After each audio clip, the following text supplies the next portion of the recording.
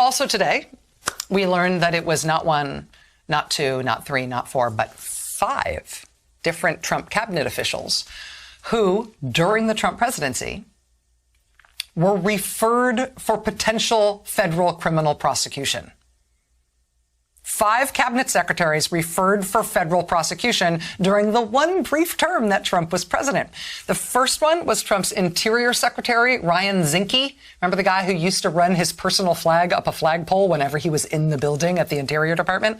Zinke was investigated for corruption by the Inspector General at the Interior Department. The result of that investigation was that they referred Zinke to the U.S. Justice Department for potential criminal prosecution. The Trump Justice Department, surprise, declined to prosecute Trump Interior Secretary Ryan Zinke. He was first. Then the second one was Alex Acosta, Trump's Labor Secretary. He was also investigated for serious misconduct in office. He was referred to Justice Department prosecutors. Again, the Trump Justice Department declined to prosecute Trump Labor Secretary Alex Acosta. Third was Trump VA Secretary Robert Wilkie. The VA's Inspector General discovered potential criminal conduct by Wilkie, referred him for potential prosecution to the U.S. Justice Department. The Trump Justice Department also declined to prosecute Mr. Wilkie.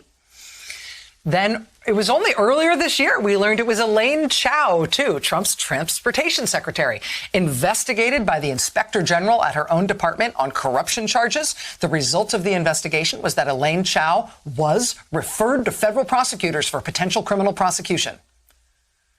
And the Trump Justice Department declined to prosecute her, too.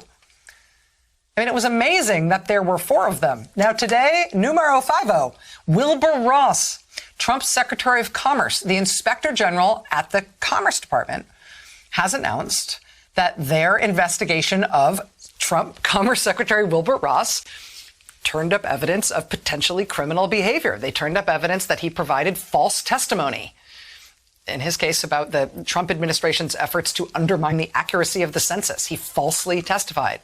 And the findings were serious enough that the Inspector General referred Wilbur Ross to the U.S. Department of Justice for him to be potentially criminally prosecuted. The Office of Inspector General at the Commerce Department says that referral to the Trump Justice Department was made last year, January 2020. Despite the criminal referral, though, despite the findings of the investigation that led to the referral, the Trump Justice Department once again declined to prosecute Cabinet Secretary, in this case, Trump Cabinet Secretary Wilbur Ross.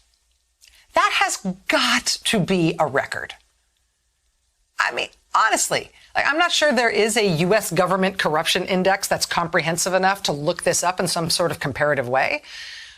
But in any other presidency, any other single term of a presidency, have we had 5 different cabinet secretaries investigated by their own government agencies, which found sufficient evidence of potentially criminal misconduct to refer them to federal prosecutors for federal prosecution? 5 of them?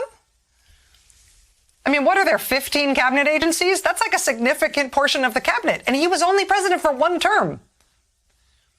That says something about who the Trump administration had running the government and how they did it. It also says something about the Justice Department under Donald Trump, that in all 5 cases where cabinet secretaries were referred to them for prosecution, 5 times in a row they decided, nah, let's move on. What are the odds this will happen again? People talk about the challenge that Biden's Attorney General Merrick Garland has running the U.S. Department of Justice in the wake of what happened there under Trump. Yeah. Yes. Anyone looking into the handling of all 5 of those criminal referrals of Trump cabinet officials? Were those all thoroughly and properly considered? All 5 of them just happened to be nothing to worry about?